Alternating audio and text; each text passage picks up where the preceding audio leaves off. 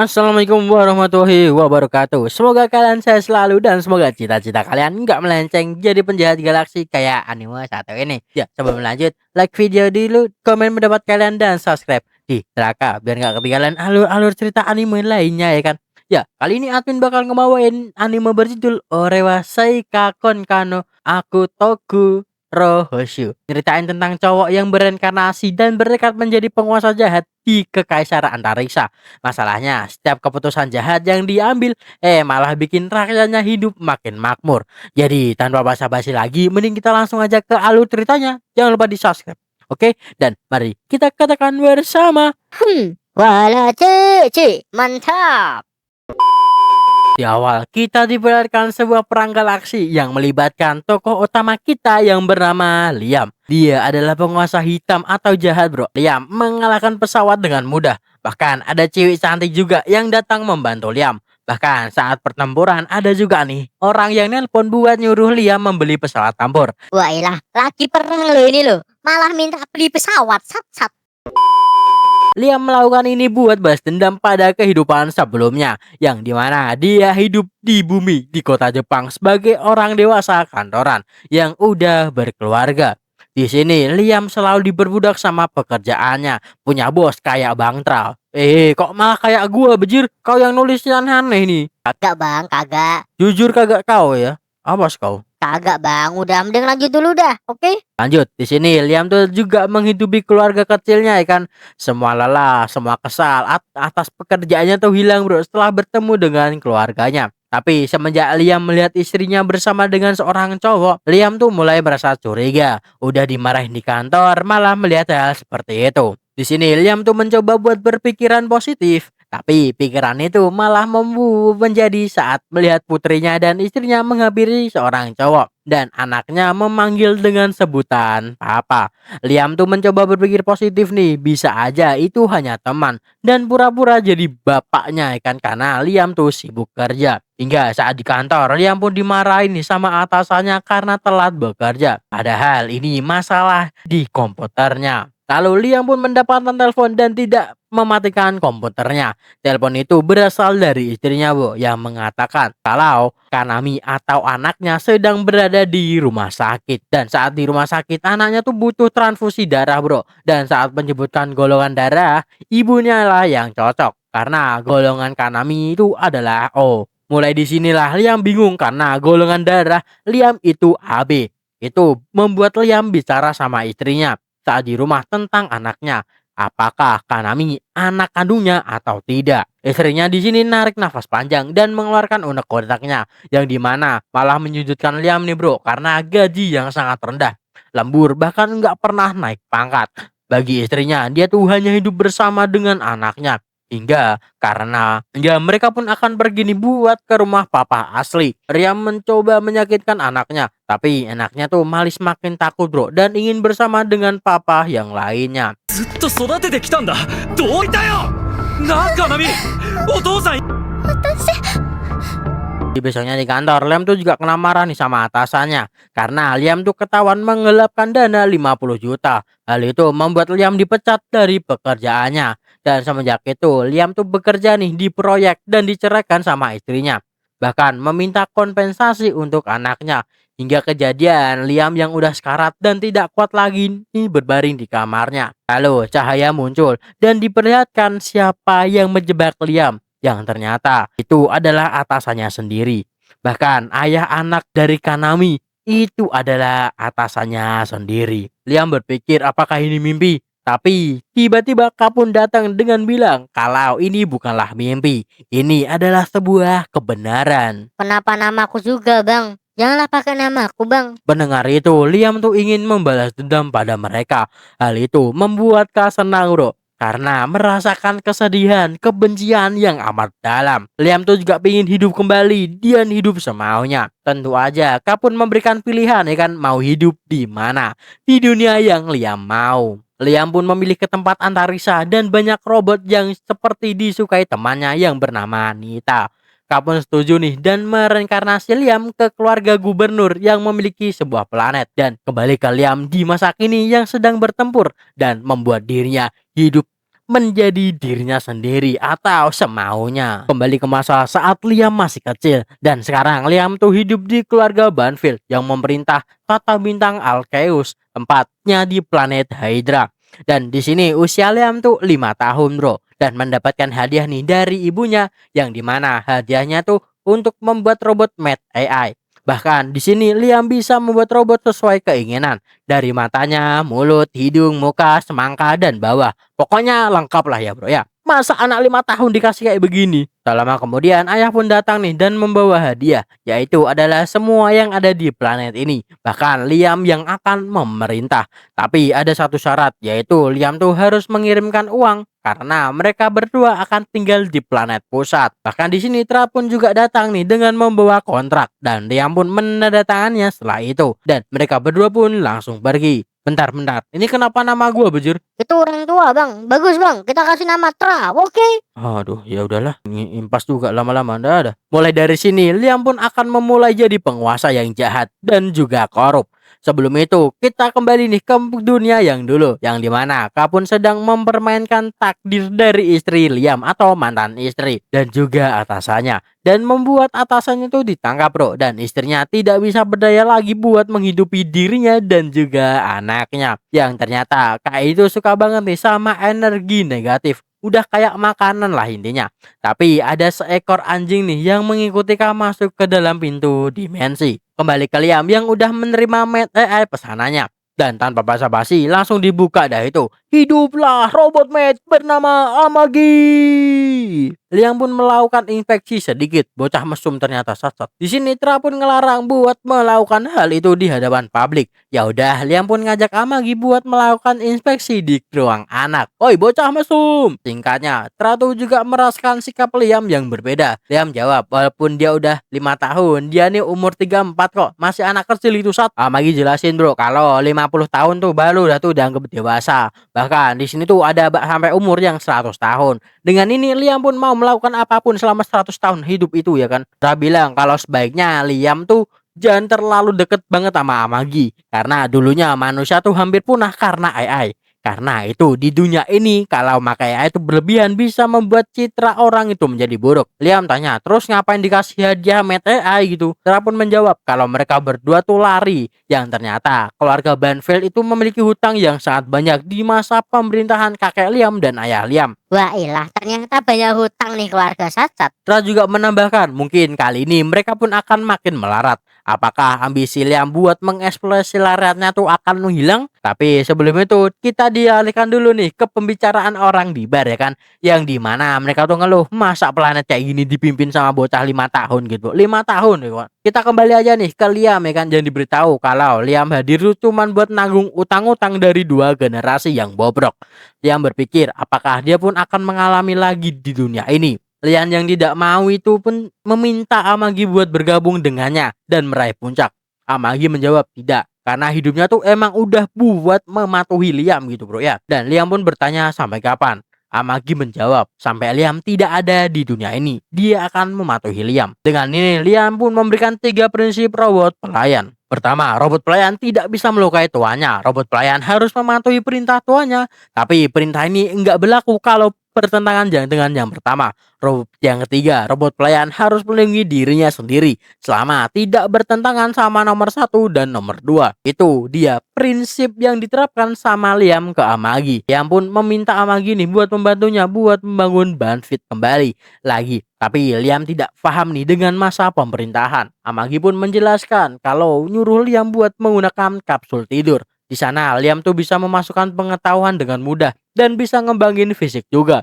Dan saat tidur Amagi yang akan mengurus pemerintahannya. Terus tidak setuju nih, masa AI yang memimpin mereka gitu bro ya. Liam bilang kalau Amagi itu tidak akan melakukan karena Liam tidak ingin menghancurkan manusia. Tra juga bilang masa pakai AI itu hal yang tabu. Amagi jelasin kalau dikit-dikit tidak apa-apa. Lagian Liam tuh masih kecil jadi boleh-boleh aja. Dan singkatnya Liam pun akan masuk nih ke dalam kapsul tidur. Sebelum itu Liam pun tanya apakah AI itu mempunyai perasaan seperti manusia. Amagi menjawab sepertinya. Karena saat Liam mau bekerja sama dengan Amagi, Amagi pun sedikit bahagia bro. Pada akhirnya Liam pun masuk ke dalam kapsul tidur. Singkat cerita 2 tahun pun udah berlalu dan Liam tuh juga udah bangun nih. Ya walaupun Liam tidak merasakan apa-apa, tapi 2 tahun berlalu dan semoga Liam bisa bertambah kuat. Liam juga melihat statistik keuangan Banfield. Lalu pertama-tama Liam pun akan melakukan inspeksi apa aja yang udah dilakukan Abangi selama 2 tahun. Singkatnya, kita pun diperlihatkan nih bandara antariksa. Di sini Liam tuh juga melihat robot dan mau menaikinya. Di sini Amagi pun memperbolehkannya nih dan akan mencarikan lawan untuk latih tanding. Liam pun bisa nih mengendalikan robot dengan lancar dan akan bertarung. Tapi baru Liam nyerang, si kapten langsung tumbang dong dan pura-pura kalah. Liam pun marah nih dan nyuruh mereka buat serius. Yang pada akhirnya Liam pun kalah dengan mudah dan pada akhirnya Liam pun menginginkan guru untuk melatihnya. Awalnya Tra nolak, tapi karena ngotot banget, ya udah dicarikan dah tuh dan ketemu nih sama Daku yang berdiri di jalan kilat. Perawaannya ini omang agak misterius ya kan. Tapi bagaimana dengan kekuatannya? Kita uji saja. Daku pun melakukan teknik yang bernama kilat, dapat memotong seluruh batang kayu dalam sekejap bro. Bahkan Amagi itu tidak melihat tanda-tanda kalau Daku mengeluarkan katanya. Ya, hal itu membuat Liam kagum nih dan menjadikan dirinya sebagai murid Daku. Singkatnya saat malam, これ最初から切れてるって Anjir, kiriman gue bagus juga ya. 3 tahun udah berlalu. Liam tuh terus berlatih nih sama Daku, tapi belum bisa menguasai jurus kilat itu. Yang membuat Liam bingung gimana Daku menggunakan jurus itu. Padahal dasar bertarungnya tuh udah bagus, tapi yang Liam mau itu jurus pamungkasnya gitu bro ya. Hingga saat malam Liam pun mengunjungi Daku nih buat meminta bantuan untuk menunjukkan jurus kilatnya lagi. Ya awalnya Daku tuh tidak mau, tapi karena Liam memohon dan akan menaiki biaya latihannya, ya udah Daku pun langsung mau melakukannya. Singkat cerita, Amagi pun memberikan laporan keuangan yang baik-baik saja. Tapi ada tindak korup nih yang dimana proyek mangkrak bro. Kayak dimana? Ya adalah ya lanjut. Pada akhirnya penanggung jawab proyek itu pun dipanggil yang namanya itu adalah Zhong. Ya Liam bertanya apa yang kau lakukan. Awalnya Zhong tuh nggak mau ngaku bro. Liam tuh juga mau nyontoh nih kerja Zhong karena suka mengkorup. Tapi saat Amagi bilang kalau korupsinya tuh udah ketahuan publik, tapi malahan dilimpahkan semuanya kepada bawahannya. Bahkan bawahannya juga dibunuh. Liam yang mendengar itu ingat kalau dirinya dulu tuh dijebak dan membuat Liam marah dan langsung aja lah tuh. 人形にはそれがわからないのです いけません。 Setelah itu Liam bilang kalau dia saja yang bisa mengeksplorasi rajanya. Selain dirinya tuh tidak boleh. Bahkan menyuruh Amagi buat memberantas orang korup kayak Zhong ini. Bahkan Amagi membantu Liam nih buat menaruhkan pedangnya kembali. Bahkan karena Liam tuh udah hilang kontrol bro. Bahkan Liam tuh juga menyuruh Amagi buat mengatasi masalah ini. Walaupun harus menggunakan boneka atau robot, Liam memperbolehkan hal itu. Karena dia tuh lebih percaya boneka kayak Amagi daripada orang kayak Zhong. Beralih kabar, berita tentang Liam yang memberantas korup tuh juga udah didengar dan mengembangkan negerinya dengan baik. Dan keesokan harinya kembali ke sisi Liam yang akan latihan menggunakan robot. Tapi Daku datang dan bilang kalau Liam tuh harus berlatih nih menggunakan robot yang tidak dikendalikan otomatis. Yang dimana agar bisa membuat Liam semakin kuat dengan menaiki unit yang tidak bisa dinaiki oleh unit orang lain. Atau unit yang dimaksud tuh unitnya tuh nggak bisa dinaiki orang selain Liam. Jadi cuman khusus untuk Liam doang gitu bro ya. Dan apakah robot itu ada? Tentu aja. Bang Tra juga bilang kalau itu ada bro unitnya. Jadi tenang. Sebelum itu Daku tuh juga bingung nih mau dikasih latihan apa ya kan. Dan di mana Daku pun mendapatkan sebuah robot rongsokan di sebuah gudang bro. Dan Daku pun memiliki sebuah ide. Kembali ke Liam yang latihan ditemani sama Tra nih. Di sini Tra bilang kalau latihan itu kayak enggak ada efeknya gitu bro ya. Tapi menurut Liam inilah yang dibutuhkan. Karena sebentar lagi Liam pun akan berhasil berdiri di jalan kilat. Di sisi lain Amagi yang melihat keadaan robot tempur itu yang bernama Afid. Amagi sebenarnya tuh juga nggak yakin ya sama Daku. Tapi dia tuh hanya akan melaksanakan perintah dari tuanya. Dan singkatnya besoknya tuh mereka menemui orang buat memperbaiki Afid ya kan. Yang bernama Nias. Dia nih dari pangkalan ketujuh bro ya. Dimana pangkalan ini adalah bertugas buat membuat robot tempur, pesawat tempur bro intinya. Nias tuh juga penasaran nih sama Amagi, bahkan mengecek dan saat mau cek bawah Janganlah, itu khusus punyaku. Kau lihat-lihat gak sopan gak sih ah? Singkat cerita, Nias pun dibawa nih ke tempat penyimpanan Afid. Di sini Liam intinya tuh mau memperbaiki Afid dan dibiarkan secara manual buka buat kontrolnya.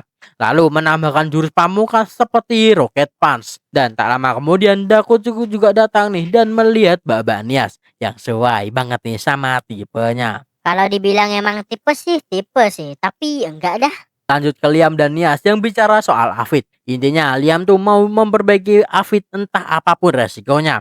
Kalau masalah uang nggak penting, yang penting Afid bisa buat tempur dah intinya gitu. Jelas, Nias yang mendengar itu pun langsung gas aja. Lagian uang bukan masalah ya kan bilang Liam. Jadi bisalah diperbaiki. Tapi di sini karena Daku tuh dicuekin sama Mbak Nias, alhasil melimpahkan amarahnya kepada Liam dengan melatih berdiri di batang kayu sambil ditembaki sama Daku. Kejerah latihannya nggak gini juga nggak sih Daku weh. Kagak bisa ngelatih, nggak usah ngelatih mas. Kan kau sendiri yang ngirim.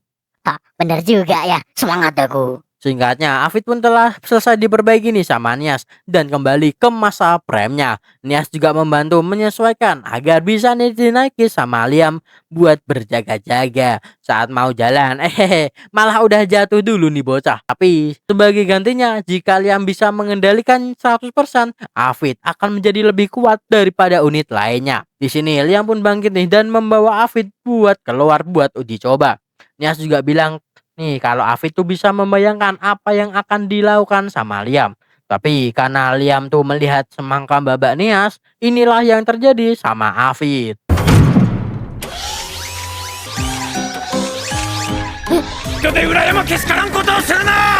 Robotnya sangat menghayati ya di sini ya, mantap. Yang pada akhirnya kena hukuman dah tuh sama si Daku. Bahkan di sini Liam tuh udah pada titik terendah. Tapi Amagi memberitahu tentang dia yang tidak percaya sama Daku. Tapi Liam tuh malah mengambil pemikiran kalau dia yang kurang percaya sama Daku dan mengatakan kalau di dunia ini tuh ada yang namanya sihir dan itu adalah bentuk dari pembayangan. Yang pada akhirnya Liam pun terus berlatih nih bertahun-tahun buat bisa memotong kayu yang jauh. Hingga hal ini pun dipamerkan nih ke Daku dan membuat dirinya terkejut. Kenapa kok bisa? Padahal ini adalah trik curang, tapi malah jadi kenyataan. Daku pun memuji Liam nih atas kerja kerasnya dan terus berlatih. Singkatnya, Liam tuh juga mendapatkan kabar nih kalau salah satu asetnya tuh diserang sama perompak Narisa yang membuat Liam murka. Yang tentu aja Liam pun akan mengambil kekuasaannya kembali gitu bro ya. Karena Liam tuh mau menunjukkan sampai mana kekuatannya. Di sini Liam bersama Afid pun meluncur nih buat memberantas para perompak. Satu persatu robot dikalahkan sama Liam dengan mudah. Bahkan Liam pun juga menembakkan laser pemusnah. Dan tak lupa Liam juga menggunakan Mizuno Kokyu. Rodaguma. Liam juga menggunakan tinju roket nih, tapi bukan langsung dari tangan, melainkan tangan yang datang langsung meninju para musuh. Ini bukan konsep yang ku mau. Yang penting tangan kan. Bener juga, nggak salah sih Liam. Jadi gak usah marah ya, lanjut. Dengan ini Liam pun berhasil nih mengamankan aset-asetnya dan memenangkan pertempuran.